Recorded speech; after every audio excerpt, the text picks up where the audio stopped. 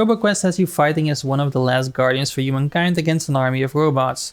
Now this roguelite first-person shooter looks easy at the start, but as you progress further you will feel the difficulty ramp up quickly. To better prepare you for that, I've made a guide for you. I'm Epokk from Indie Game Guides, and today I present to you my complete guide for RoboQuest.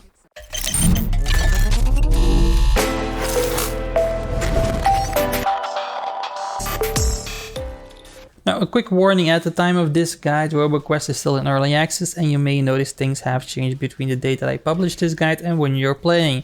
Now I fully intend to release a new guide for the game when it's fully released, so be sure to subscribe for that. Now let's get started. Ordinarily in any first-person shooter I will be standing behind cover and shooting at the enemies from a distance, but the RoboQuest really should not be played like that. Now each time an enemy dies he will be dropping blue cells, which are basically experience points. Not only will they disappear after a few seconds, but they require you also to be physically close to the enemies when they die, so you can pick them up. So for that reason you cannot be shooting from your crow's nest. You basically need to maneuver between your enemies, constantly dodging and weaving, killing them and quickly picking up the experience points. Now which perk you go for is entirely up to you. I personally do not go for the melee upgrades as I do not tend to use that attack that much, but you might, so just be sure to experiment with it. But don't forget, this is a first-person shooter and one of the standard rules of any first-person shooter is go for the head.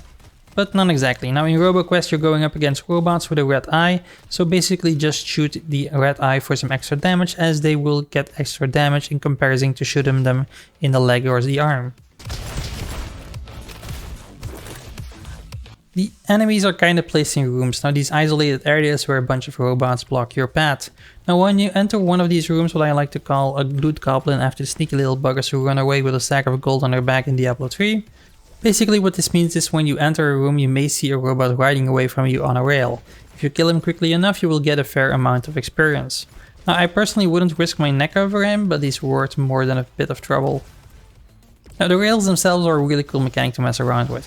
It brings in more maneuverability to the game, they offer an easy way to move towards hard to reach enemies like the stunners, and give you a great angle to shoot from.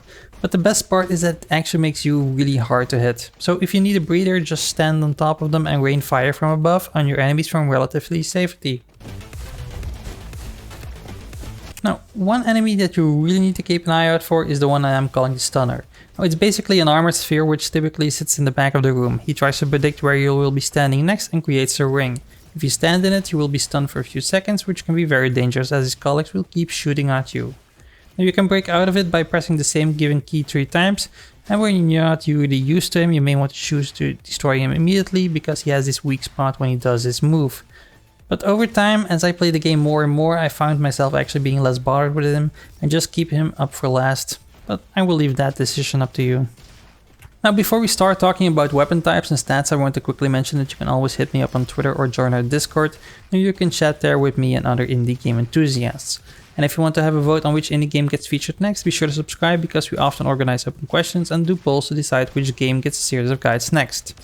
Now with that out of the way, let's move on to the next part of the guide. Let's talk about how weapons and cores work. Now you basically have 6 different types of stats that you can increase through perks and cores.